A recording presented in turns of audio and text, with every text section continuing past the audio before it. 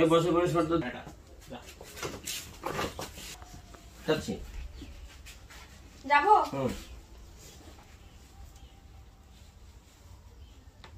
আপনি কোন ক্যামেরা আছেন দাদা আপনি আসবেন হ্যাঁ হ্যাঁ